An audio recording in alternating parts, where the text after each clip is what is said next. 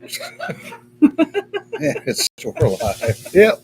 Lies. Lies. Ouch. Okay.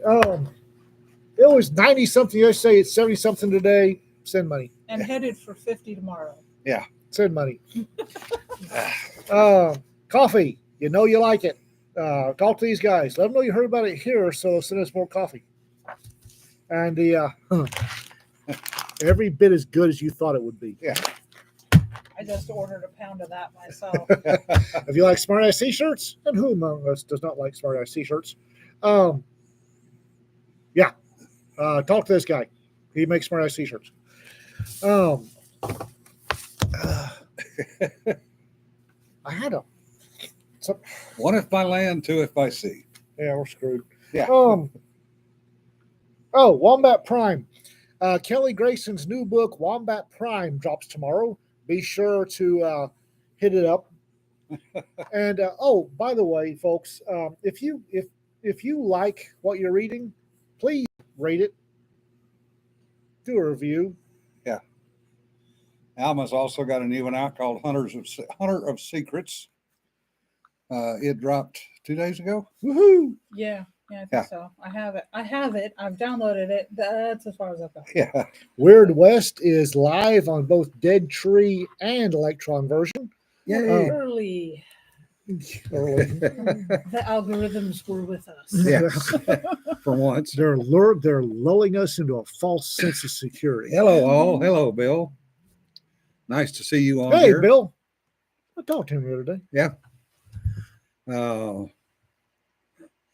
Yeah, Wombat Prime will be interesting. Yep. So Kelly Grayson, Wombat Prime, Alma Boykin's latest, Yep. and Weird West is live. Yeah. And there is a surprise in Weird West that we hope you all enjoy. When you all spot it, talk about it. We're not going to talk about it here because surprise and all that. Yeah. But once you find the surprise, it should leap out at you fairly quickly. Let everybody know about it. We are changing things again. And this is different how? You're just supposed to stand Tiffany loves the surprise. Yeah. See? We've all got typos. We cannot get away from them. Typos are a thing. These are a typo in Weird West. Not that I've sure found there's at yet, least but one, but I got to say something about typos. I don't care how many of us read the book, proof the book, the editors look at it, the copy editor looks at it. There are typos that get through. it happens. It happens. It's When you one of those find things. them, let us know. We do go back in, or at least I do go back in and correct. I do correct mine. And no, Liz, I do not catch them all. Trust me. No. Do you want me to email Kill a Tree? If y'all like the surprise, let us know about it. Let your friends know about it. We were just before this started talking about the next series of surprises we have lined up that I think y'all will really like. We're gonna do some off the wall things here because we're us. And this is different. How? People, that's one of the things is I've been telling people forgot to tell me we couldn't do it. It's like the anthos. Hush, Dawn. The number of people that told me that you can't do anthos like we're doing anthologies. So they forgot to feed me the rule book when I became a publisher. So Yeah. So there are other things we'll be doing that apparently we're not. People just don't do well. Yeah, To hell, Richard, y'all. we are kicking that one around. Don't know that we'll do that, but it is being kicked around. One short story, 12 different authors, 12 separate ending ideas. Yeah. It's being batted around. Yeah. It's similar. We've got one coming up with maybe two with Steve Diamond. They're going to be really weird. And Steve Diamond, we love Steve. He is an odd duck. He fits in. Yeah. And we've got one for him that's or probably 2 that are going to be really, really squirrely. What would the experts do? Do the opposite, Yeah. as if we don't already.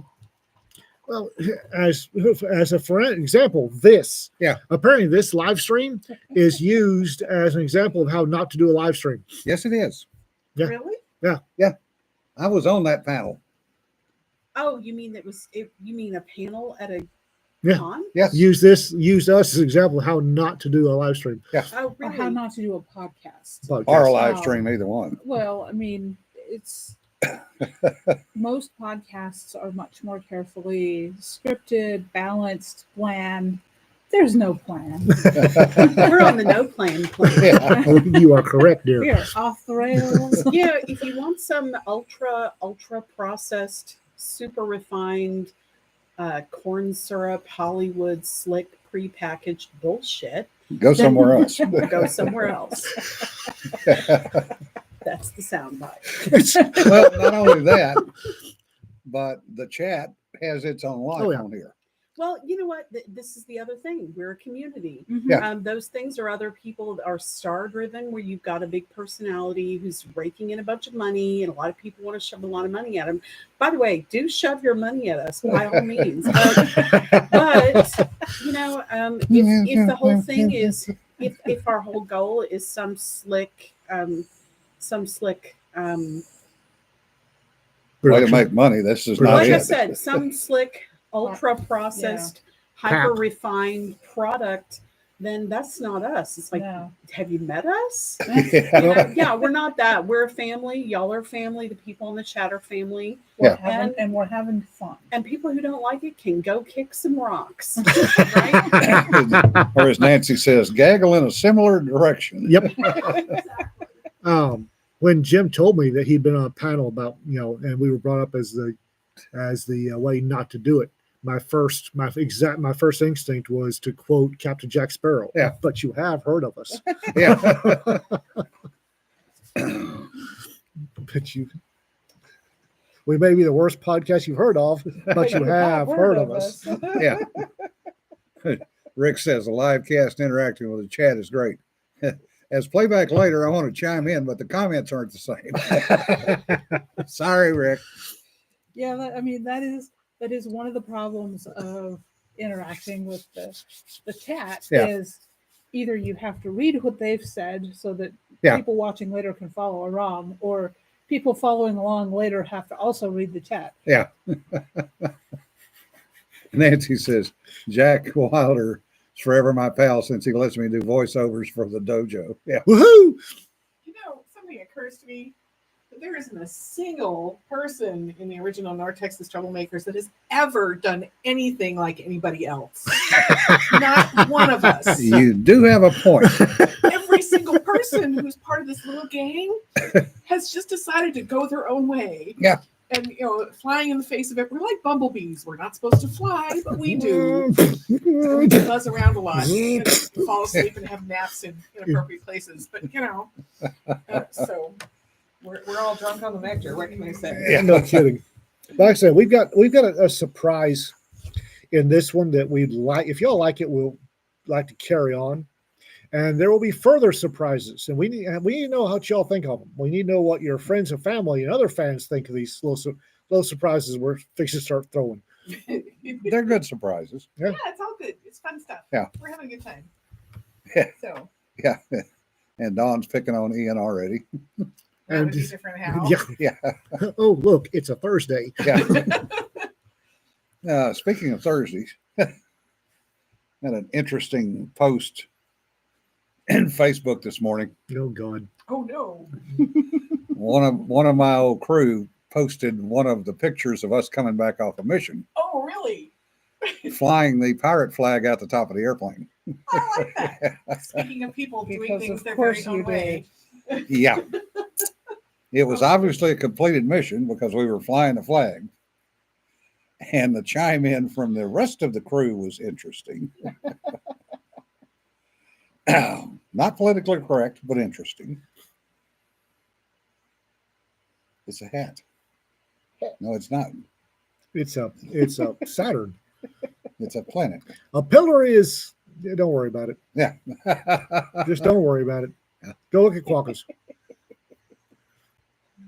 Yeah. Anyway, it is Throwback Thursday in more ways than one. Hence the one if by land, two if by sea, although that goes back a few more Thursdays.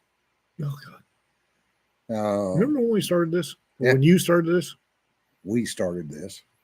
Trying to keep people calm in the middle of a Clusterfuck. government overreaction to stupidity.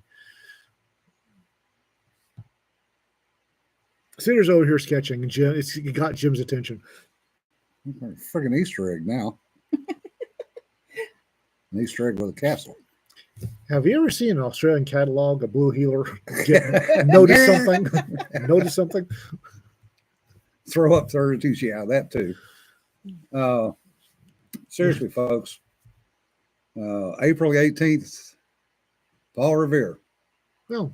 One if by land, two if by sea. The British are coming. The British are coming. Yeah. And the National Park Service used to have a very good website that cataloged day by day what went on at Lexington, Concord, all the way back down to Bunker Hill. And if you're into history, or if you have kids that are the right age, if that site still exists, it's well worth it. And just remember, Paul Revere wasn't the only one doing that. No. Most famous. Yeah. And he was a silversmith. And you can still, if you could afford it, I don't think any of us could, actually find pieces of his silverware, because he was a silversmith, that are still for sale in some places. Paul Revere rides as a good summary. Yep. One tough geriatric bastard with a musket. Yes. Yes. 70-year-old man. Samuel.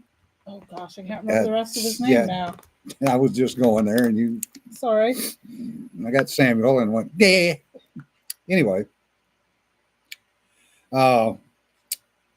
he did apparently go on to father more children after age 70, which was interesting. Well, I mean, for a guy, that's possible. Yeah. Ladies are pretty much done after 40. Yeah. But that was the first come to Jesus for the British on how the Americans were going to fight. And it wasn't going to be a stand up, 80 yards apart, musket against musket. And one of the things that they did was fire from cover, and also used rifles, and also because they were pioneers, they had a lot of buckskin and blended in. Yeah. Americans, the one thing the Americans are really good at is war. And whenever we try to fight by anybody else's rules, it tends to bite us on the butt. When we fight by our own rules, we usually win. Yep. Pretty decisively. Also, April 18th is National Velociraptor. I'm not sure where the hell that one came from. Remember the dinosaur heritage? Yeah. Right. Geese. Okay. Yeah. I know African chickens damn sure remember that they were descended from the T-Rexes. Yeah. Nothing like being chased around by a chicken that's gone one-on-one with a leopard. Yep. And Padre brings up a good point in Breed's Hill, where the Brits lost 10% of their officers, and they lost in the entire war. Marksmanship was a thing. Because one of the things you have to remember, folks, if you've never played with them, the old flintlocks that they were using back in the day splattered powder. Mm-hmm. And they might be accurate at 30 to 40 yards, maybe. Okay. Luz's question is why I said go look at Quokkas. That's why I told her to go look at Quokkas, because I knew it was going to go there. Quokkas. Because Liz always asks questions that lead to giving answers I don't want to give. So I told her to look at quokkas. And Don says it takes all kinds. They're filed right next to cloacas. Yeah. Beckett, thank you, Michael. The original "Get Off My Lawn" guy, yes. But the accuracy of the rifles that the Americans had was much better, for one. One of the things with, if you've ever shot Appleseed, which is training with 22s, basically, 22 rifles, one of the things they do at an Appleseed is talk through those April 19th, 20th, 21st. And one of the marksmanship things was to shoot a piece of slate, a roofing slate, at 200 yards. That was to be considered a marksman. Wow. And the number of people that were able to do that. Okay. Whittlemore. Samuel Whittlemore. Whitmore? No, Whitmore. Whittlemore. Thanks, Dan. Yes. That's exactly what I had in mind.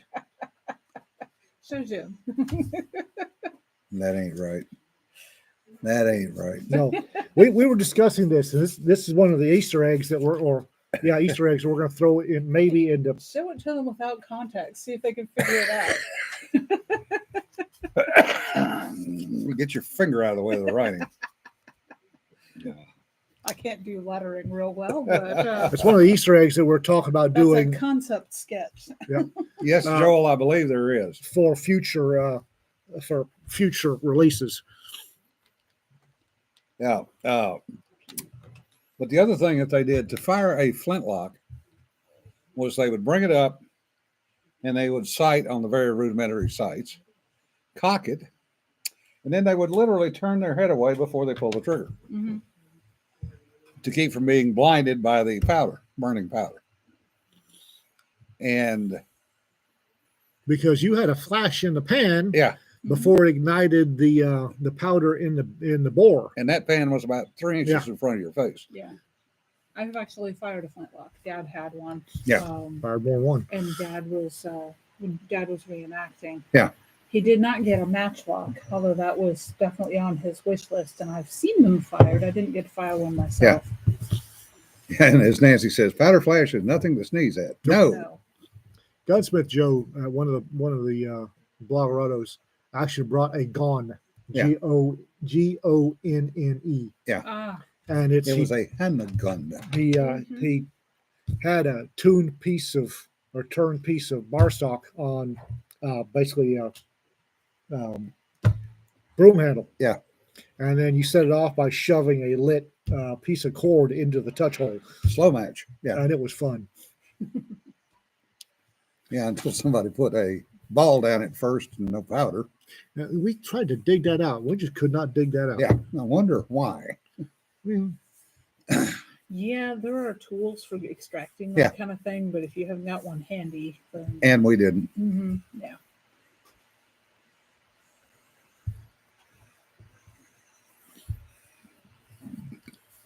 Yes, Padre, they did. And the American riflemen that were sent over, in fact, did scare the crap out of the Brits, which was one of the reasons that not many of the brass wanted to go back to America to fight. Well, also remembering that actually prior to the clearances, the Scots Highlanders were some of the best shots in the world. Yeah. And after that, the Irish were the best. Yeah. Both sides not having convivial relations with the folks in Parliament. Yeah. So they stomped them pretty hard. And then the Americans popped up, and all of the eight great shots from Ireland and Scotland had come here. Yeah. And then learned and did even better here. Yeah.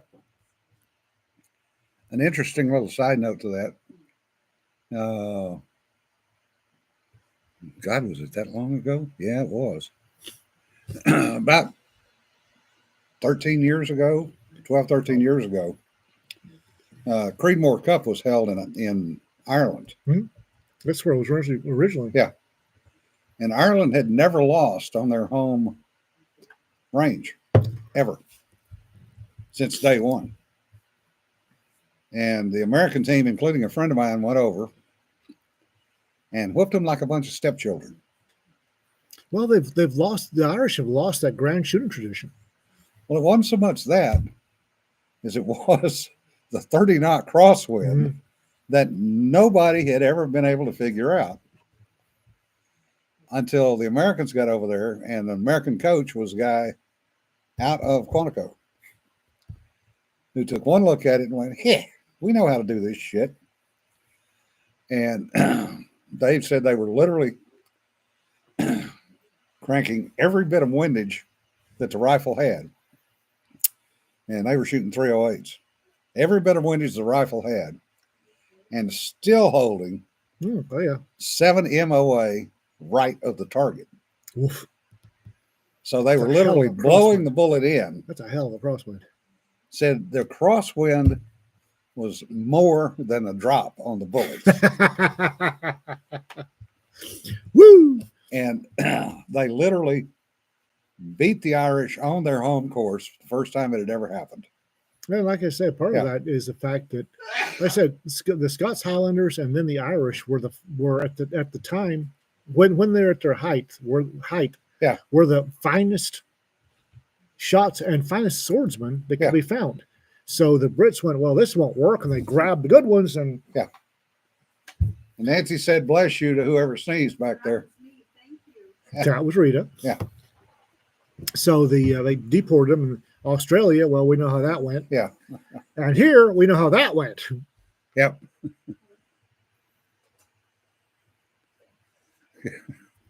The other thing is we're all in the process of getting our roofs replaced, No kidding. one way or the other. No kidding. I just got confirmation today that mine has to be replaced, and I'm waiting on the check from the insurance company. First check. Yeah, now the UK makes it impossible to learn shooting skills or knife skills. The place that they gave us, John Rigby, and H&H, and Adams, and Baker, and just when we are at the top of the publishing industry, I hope it's soon enough that I can actually buy a Rigby Highland Stalker rifle. Yeah. From the actual John H. Rigby company in England. That the Rigby Highland Stalker is a 275 7x57. Yeah. And it is a glorious, glorious rifle. It's just I'm going to have to sell a lot more of y'all's books. Yeah. A lot more. Mm-hmm. Rigby is to rifles what Holland and Purdy are to shotguns. Well, H&H Holland makes great double rifles too. Yeah. But John Rigby took Mauser actions and, as good as they were, and made them better. Yep. The UK is good at teaching hatchet and machete skills to boat people. Yeah. Then blame the English for defending themselves. Yeah, that's kind of true. Richard, you're right. There is that sniper rifle company in the UK, the one and only. If Rigby moves to Tennessee, Hosannas will, or Texas, either one. I'm good. Hosannas will go up because Tranter. There was an English company called Tranter that used to make revolvers. Yeah. And one of his, it went out of business, squashed by the government. And one of his Tranter's descendants restarted the company and managed to produce, I think, less than 20 pistols before the government crushed them again. Yeah. Like, England is not, the Britain, formerly known as Great, is not a place. H&H and Rigby and anybody else in that benighted series of islands that is involved in weapons just needs to pack up your kit and come here. Yeah. We may not have the ancient skills, but we do have people that are trainable. Rigby rifles are just, oh my God, they are. And Chapuis in France. France is a little nicer to their gun people than their gun companies in England is. Chapuis is also. I don't want to say that it's the Walmart of double rifles, um, but Chapuis makes some fantastic double rifles. They really do, and they make one. I know I've actually handled one because my mother had one. A 30-30 double rifle. And if you have some enterprising reloaders, it's say Joburg or Cape Town or somewhere like that, they can reload a 30-30 with some spire nose bullets and make the old 7.62 by 51 rimmed a lot better than it is right now, and it's really good right now. Yep. If you put a spire point or a soft point cutting edge or something aerodynamic in a 30-30, it just whoo. Yep. 30-30 is a good little round. Yeah, it is. I've got a 30-30 sitting at the house. That rifle itself's taken 75 deer, probably more, since 1962. There's Stevens bolt actions, Model 99. Savage, yeah. Savage 99s came in 30-30. Thing is you can't, in at least the U.S. side, you can't get any spire point bullets factory loaded in 30-30 because it's primarily tube fed and recoil spire point bullet resting up against the primer of another one in a tube. Recoil is not good. Yeah. But I said there was a gunsmith somewhere down south that that's all he did was reload 7.62 by 51 rimmed, as it's known in Africa. Yeah.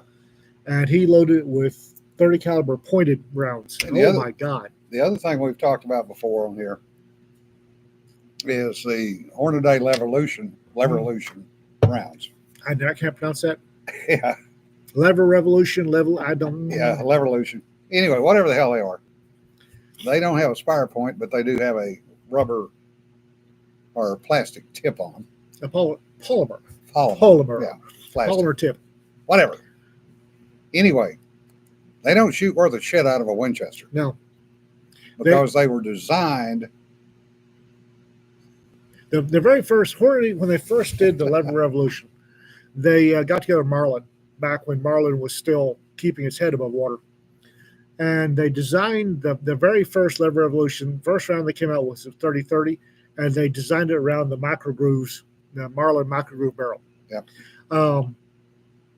The Lever Revolution shoots really well out of Marlins. Yeah. Out of Winchesters, if it shoots good, it shoots good. If it doesn't, it won't.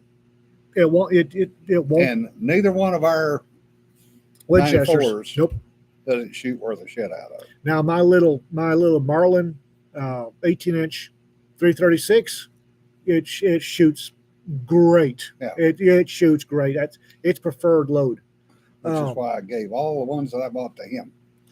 And I used to run back when. Does anybody remember when Starfire Ammo had they had their very own. You're dating yourself. Shut up. Tom Brzezinski. I forget what the hell it was called, but he special hollow point, and Starfire bought it, PMC Starfire, and they had a 150 grain 30-30 with this. I forget what the hell it was called, but it was hollow point. Yeah. And that little 30-30 loved that round. Starfire went out of business. Tom Brzezinski's dead. They don't make them anymore. I can't remember what the hell. Sarah says her hubby bought a carry case from the long gun down the street. That's a good neighborhood. Yes. Yeah. It might actually the Starfire might actually be the name of the round. PMC. I think it is. I think you're right. That's the Starfire 150 grain out of that was dead nuts accurate. really great round. And of course, as we've seen, whenever Ian gets to liking something, whoever makes it stops making it. I got my Shooters Illustrated today, and this is another one of those I really don't understand. Is the push now to go to 10 millimeter for carry pistols? Why? I don't know. Cat Hell lives near us. Yeah. Cat's a hell of a hunter. She writes for a lot of gun magazines, and she has herself a love for the 10 millimeter As a hunting round, as a hunting round. She has taken any number of critters with a 10 mil because Cat's a good shot. She's an excellent hunter, huntress. Yeah. She's all around good person. We love Cat to death. yeah, Tom, stopping power is one thing, but for concealed carry, the recoil out of a small 10 millimeter, The Glock 29. Yeah. As a for instance, the Glock 29, they're micro. I pulled the trigger on that once, and much like the Stubby from Hell, I appreciated it and handed it back to the person that I believe it was Tam. Yeah. Handed it back to Tam. yeah, snubby from hell. Jeez. That's Scandium Ultralight 357 Oh. 2-inch. Jay Grazio, another friend of ours. Yeah. He's NRA's. By the way, senior editor now for Shooting Illustrated. I think he's the NRA's just magazine guy these days. Oh, yeah. Or something. Jay's a good person. He's not kidneys. He had the Stubby from Hell, which was this ultralight Smith & Wesson airweight, sub airweight. Yeah. 357. He ran full power loads through, and that thing was rabid. Until it would lock up. Yeah, that thing was rabid. No, That's where the term minute of berm came from, because that's about all I could hit with it.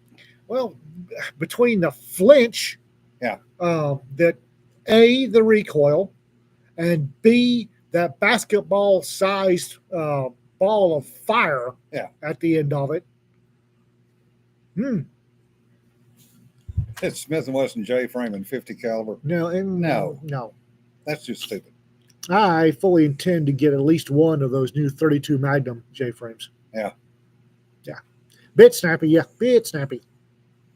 It's Skunks are a bit smelly. well, it's like a 327. That's Same round. 327 is a carbine round. Yeah, but they make a pistol for it. I know they Smith do. does. But So Hell. does Ruger. Ruger and Taurus make 327, Yeah. but it's a damn 327 should be. The only good thing about 327 is you can put 32 Magnums in there. Snubby from hell. Ruger Alaska 454 with 325 heavies. I don't live in Alaska. Yeah, as long as you got a goddamn load-bearing rig to carry it with. I grew up in Africa and I didn't need a 454 snub. Yeah. So those folks in Alaska need to pump the brakes. I grew up in Africa. They're bears. I'm sorry. What are you saying about Alaska? I'm saying they're talking about the Alaskan 454 snub nose, the cannon from hell. I grew up in Africa around lions With 325 leopards, grain heavy and- loads. and Cape Buffalo and other things that want to get in your hat and eat you. I didn't need a 454 snubby. I don't know about a snubby. I know what Dad carried for bear was a very large pistol. I mean, as a kid, I really couldn't handle it. It was just a big gun.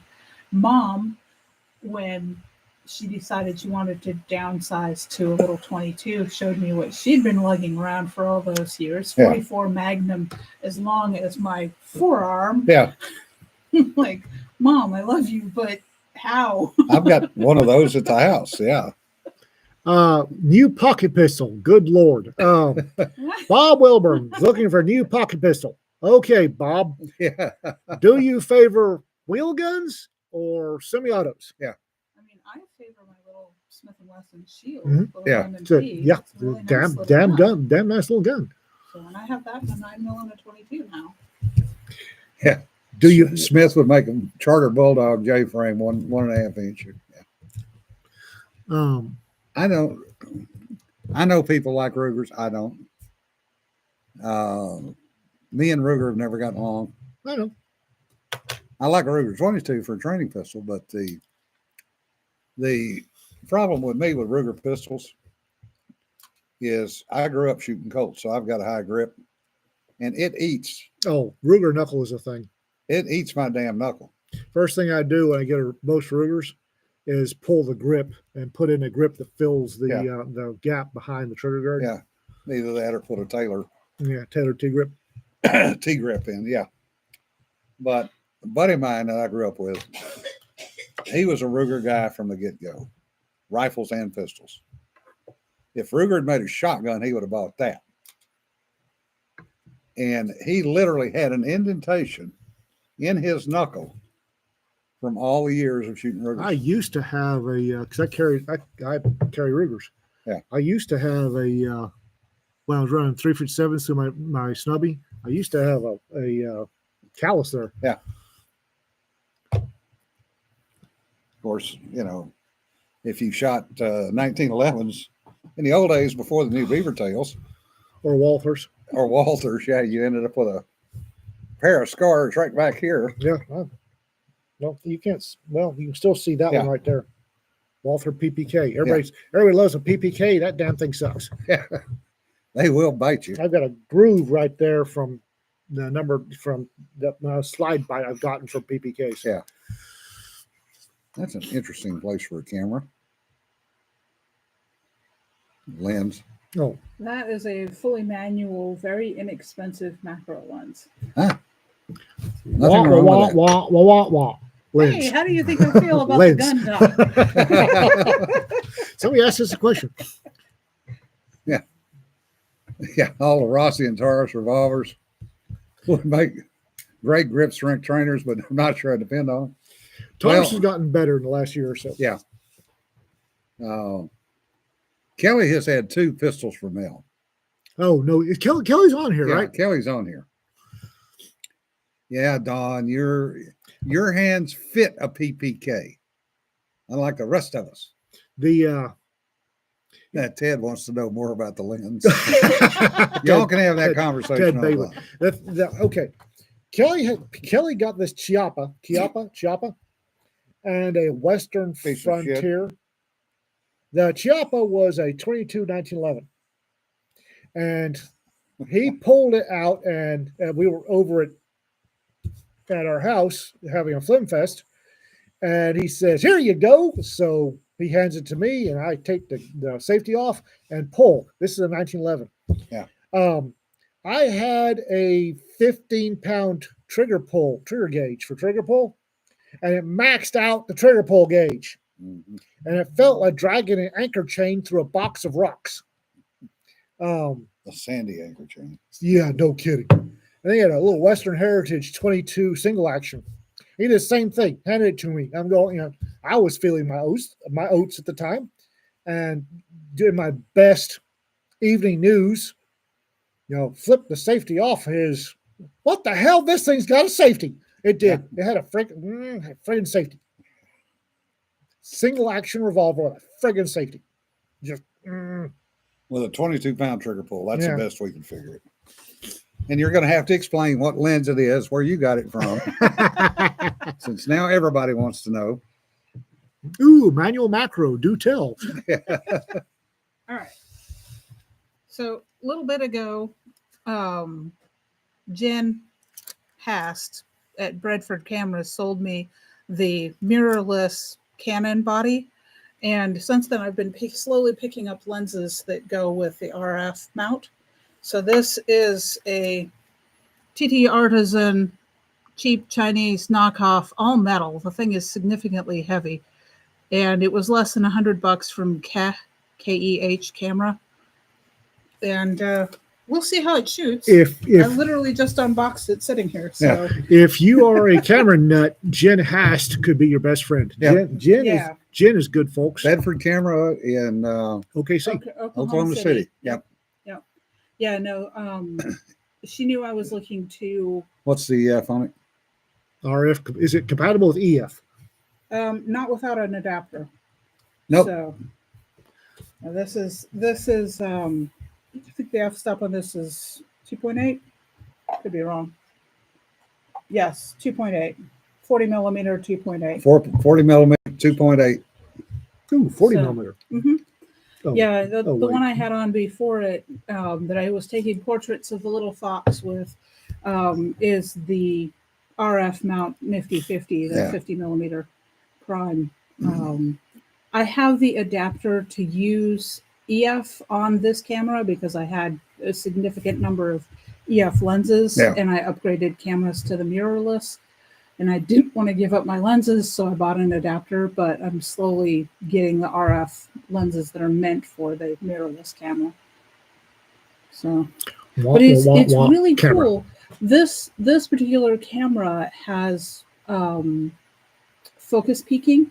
So if you're shooting in manual, you will get this bright red little highlight on the part that's in focus. Yeah.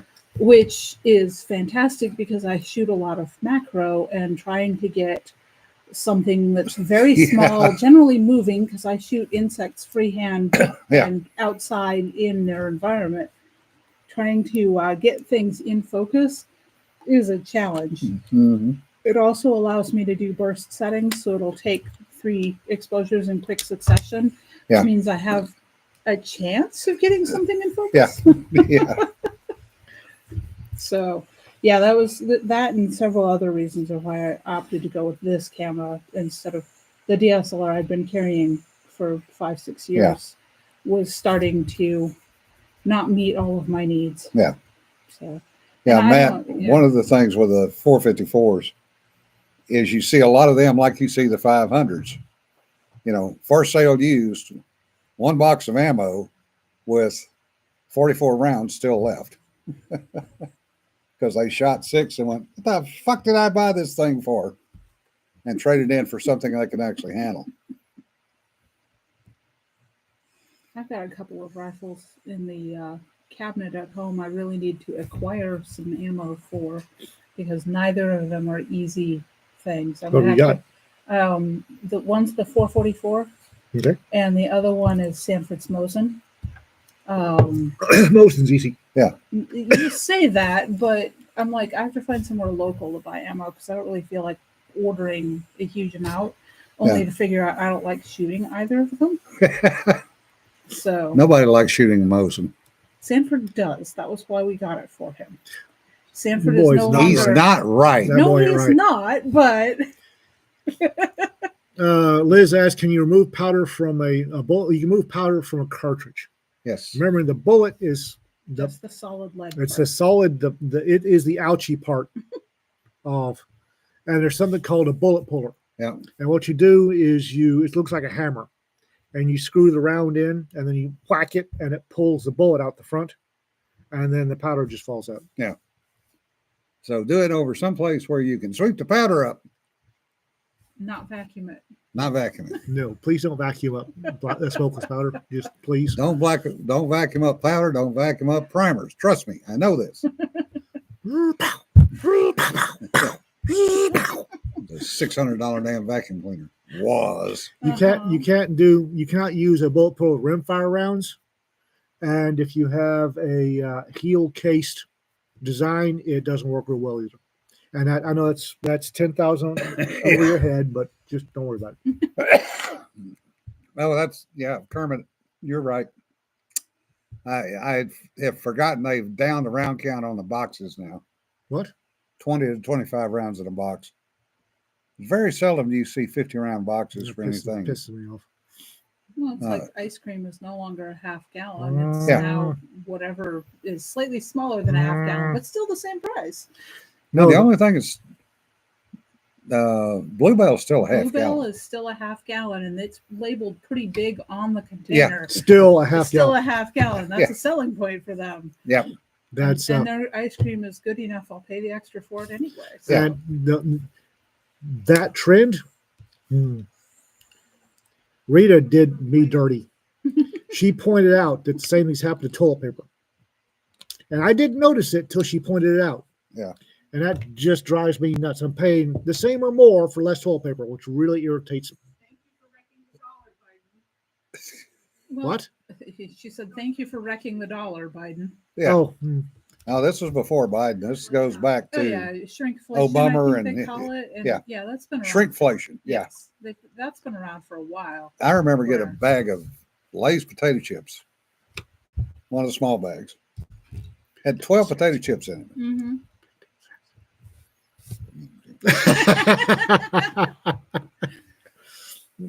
Yeah, bacon is sold in 12-ounce packages. Yeah, a lot of You- things are sold in 12-ounce packages that used to be a full pound. Yeah. I have to pay attention if I need stuff for a recipe. Yeah. I can't just Yeah.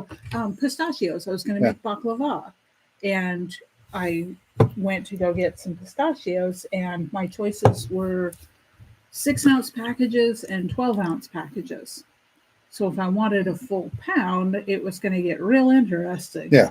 Fortunately, I had some in the pantry, so I just bought 12 ounces and made it up. But yeah, it's you have to pay attention because Yeah. if you want a full pound, Yeah. you may have to wind up buying two. you actually have to. The fun part is when everything's listed in milligrams, and you can't do the conversion in your head.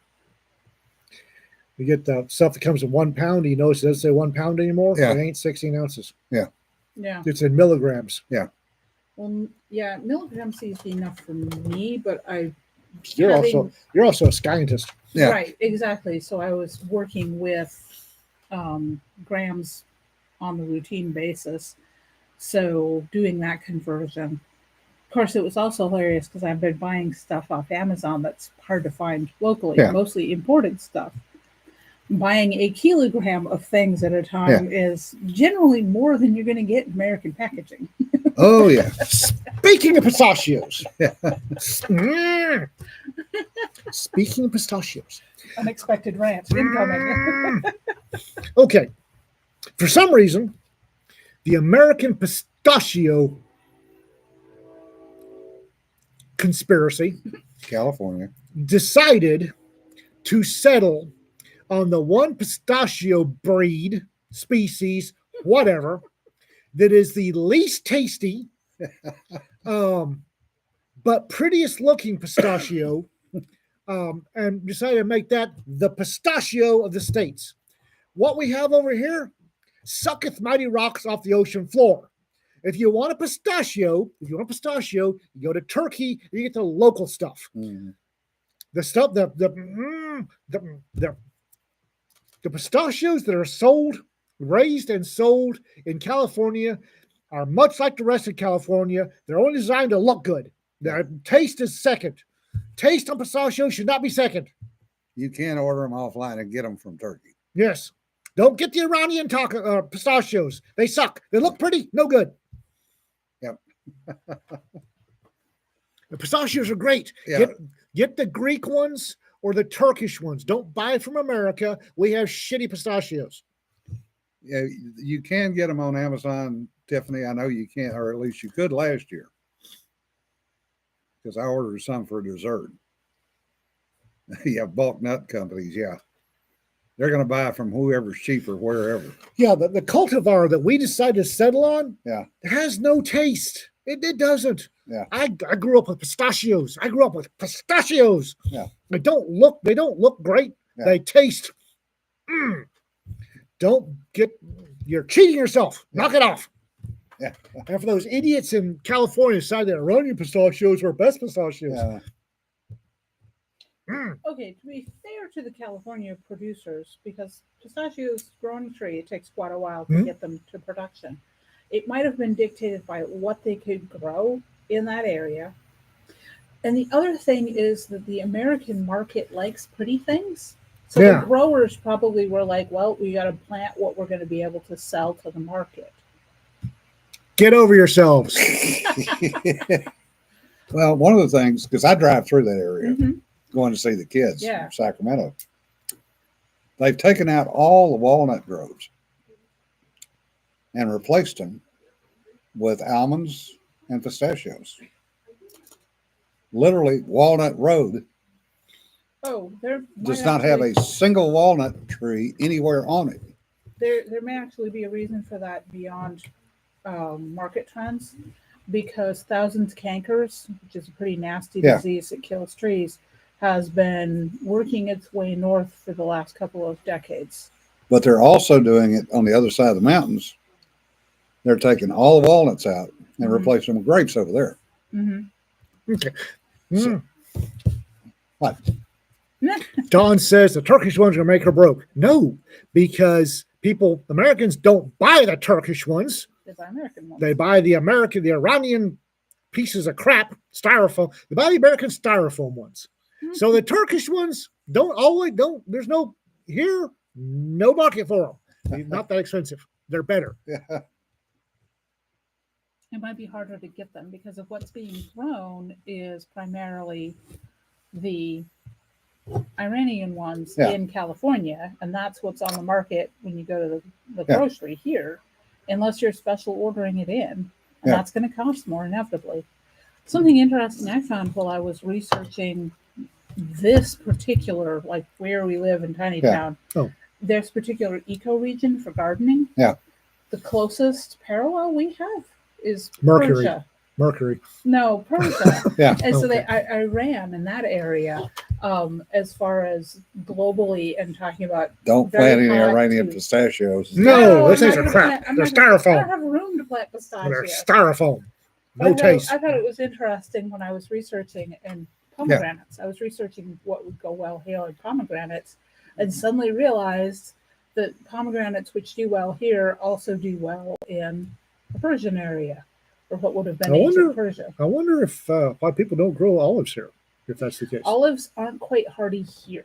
Oh. Yeah. Go down to the hill country, and they definitely are, and they're a crop down there. People Olives. are growing. Yeah. Yeah, I wanted to grow olives, but we're just marginally too cold for And it. I'm going to blow a whole bunch of minds. There are more olives than the green ones and the black ones. Oh yeah, There are more varieties.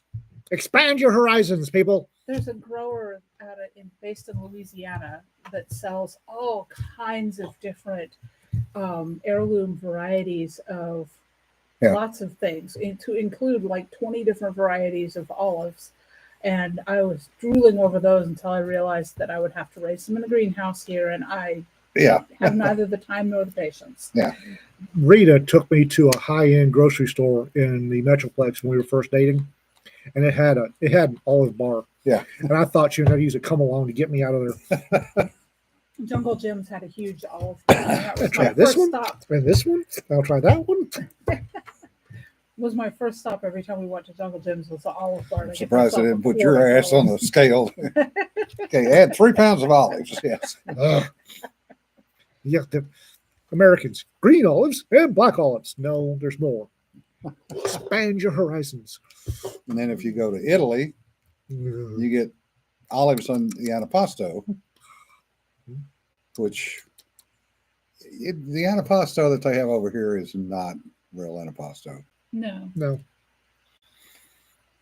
Yeah. No, Anyway. Kermit, you don't like the olives you've tried so far. Yeah. Yeah. Calamatas is another version of That's the an black ones. olive. Yeah. It's one of the black varieties. Yeah. They're good. Don't get me wrong. I love a Kalamata olive, but there's more of them out there. So, Kermit, I want to go back to what you were talking about earlier for the 44 special. Used to, any ammo that you got in 50 round boxes from 22 up to 50 and most rifle rounds. It wasn't until probably 20 years ago that you started seeing the smaller boxes of pistol ammo. Mhm. When you started seeing the high end like Hornaday or yes, trying to find a rail. No, I'm going back to something that I wanted to talk about since I got run over by this guy. Honk, honk. Yeah. startled emu noises. Raptor, I've got enough 308. I don't need to buy any for the near future, further future. I need to find some more 150 grain urban tap. I don't have that. I got That's what that. That's what that. 4 cases of 80, which is 147 grain. And I've got 2, 3, 4, 5, 6 cases of match 172, You had a crap ton of 168 there for a while. and I got a bunch of 168, which I'll give you that shit. You can shoot it. Well, that Daniel Fence loves the 150. Yeah. I mean, the Hornady Urban Tap 150. Yeah. That friggin' Daniel Defense eats that stuff like, well, olives. And I got 3 battle packs of 118 LR. SGMO, yeah, they're right up the road from We us love anyway. SG Ammo. They're good folks. But 44 Magnum. I've had 44 Magnums for a long time, off and on. And the 2 that I currently have, one of them's a Blackhawk that we stumbled across one day. He apparently reads my expressions better than I do. Yeah. Well, when I handed you that thing, Mm-hmm. we had this dealer in town. This is now out of business twice. That one was in a bad location. 2 was a SIG. He was so high on SIG anything. 2/3 of the store was SIG, Yeah, way overpriced. way overpriced. He even had 6 suppressors. I mean, how many of those do you see floating around? And he had this one little, probably maybe 4-foot area of used guns. And Ian's wandering around looking for something. I'm sitting there looking for used guns. And I see this old Ruger, flat top Ruger Blackhawk sitting there. 1970s Blackhawk. Yeah, 1970. Can I take a look at that? Guy hands it to me. I roll the price tag over and went, here. Ian wanders back around. I handed it to him and kind of whispered, I said, look at the price. He literally jerked. That thing had maybe had 1-cylinder ammo through it. And it had been worked on by somebody. Yeah. That is probably the smoothest trigger I've ever seen on a Ruger. Well, it was made during a time when Ruger still had a great deal of pride in their pistols. Yeah. So it come from the factory. It was good, and somebody stoned the sear. Yeah. Did up just some gunsmith worked on that thing, and maybe for somebody. I'll guarantee you Yeah. they worked on it for somebody, and that person put maybe a cylinder of ammo through it, and it was. They had marked for about half what Yeah. it should have gone for. No, Kermit. The answer is no. So we took it out to the local range, and I had some 44 Special and some 44 Magnum. So one of our female LEOs was out there with us, and she wanted to try it. And she's recoil averse. I was okay. Well, I'll give you 5. I'll give you 5 44 Specials, and I'm gonna put 1 44 Magnum in as the last round. And she goes, "Why 5? Why 5 and 1?" I said, "You'll see." So she's up there, kind of bing, bing, bing, boom. Whoomp. And she goes, "Oh, here." Handed it back to me in a hurry. And I picked up one of the new Colt Anacondas last year, 6-inch. People have issues with Colt's reissue of the revolver of their classic revolvers. I like those things. The Anaconda, the new Anaconda, is much better than the old Anaconda. I like the new Pythons. Well, you've shot both. Uh-huh.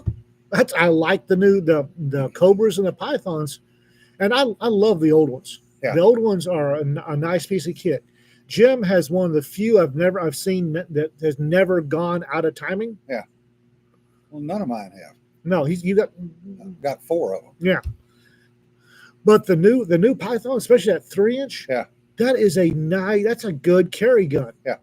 I mean, I don't have safe points. I do not buy guns to put the safe and stare at. Now, I run mine, and I'd feel guilty running a 1950s Python as a daily carry. I'd feel guilty about it. And 2, Hell, it was my truck gun when I was in high school. well, yeah, but when you were in high school, it didn't cost $4,000 revolver. The most I paid for any of them was $225. Now they go for 4,000. Yeah, I know. So, and if I carry, I'm going to shoot it. And those things, the pythons will go out of time sooner or later. Yeah. Jim's don't, because he's got some magic aura that prevents him from going out of time. A lot of gunsmiths made college money retiming Colt revolvers. Everything goes out of time. Mhm. I don't care whether it's a Smith, a Colt, a Taurus, a Charter Arms. They all go out of time. Oh yeah, it's a revolver. It's gonna go out of time. Yeah, it's a revolver. I mean, I had a 29-2 that I had to send to our friend Joe to have fixed because that thing was so far out of time. You could have dropped the trigger on a half cylinder. That's how far out of time it was. I've had a Smith & Wesson go so far out of time. I pulled a trigger at one time and it wouldn't go off. So I emptied the cylinder and I found a firing pin mark on midway between the primer and the Yeah. I mean, they were not good. Hush, Kermit. Kermit's picking on me again. Welcome to the chat. Anyway, folks, we've wasted another hour of your time. And watch it, Doug. No, I happily carry a 6-round revolver as my daily carry. Yeah. There's nothing wrong with it. Don't forget, Weird West went live today, and it's got specialness inside. Got a surprise, and you need to, So- when you find it, let us know and tell your friends about it. Prize I know inside. what's inside it. Yes, so does Tiffany. Yeah. But if you're a reader, not one of the authors, and not one of staff, and Oh, when you God. find the surprises, let us know and let your friends know. Nancy, I would disagree with you on getting Sellers and Beloit for Garand. Depends on how well you like inhaling smoke. I would, S&B ammo is the dirtiest ammo I've ever pulled Yeah. trigger on. I would actually recommend if you want to shoot your Garand a lot, Hornaday makes a round specifically for the Garand. They do. Yes, Oh wow. 168 grain, and it's not as snappy as the Sellers and Beloit, because the issue with the modern powders is the slam on it will actually bend the op rod. Oh,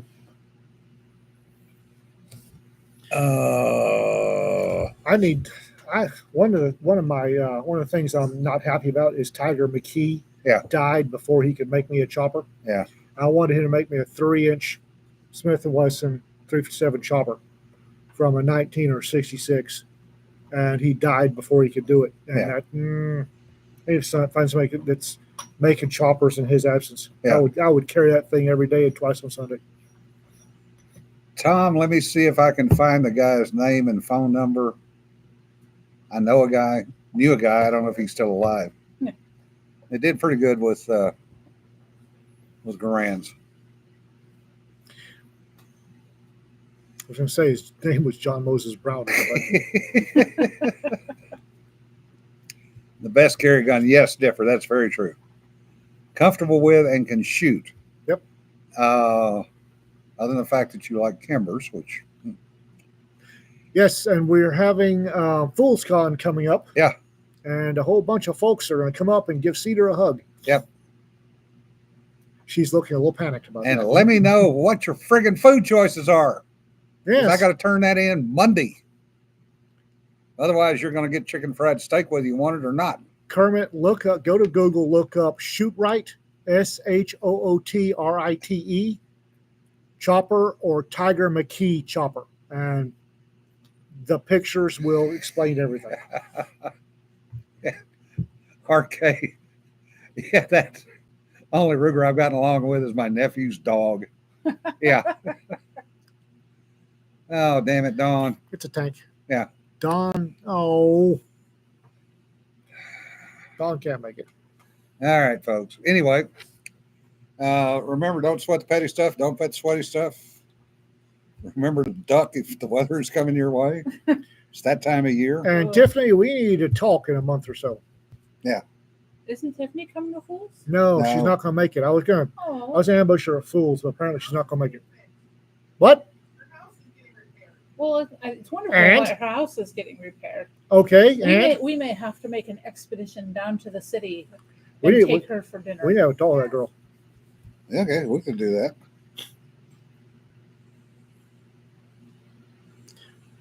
What is? I All forgot right, to we're done. invite. Forgot to invite Tiffany. We fixed that. Ah. All right, guys. We'll see. We'll see y'all in a couple of months. See y'all later. Y'all take care. Bye bye.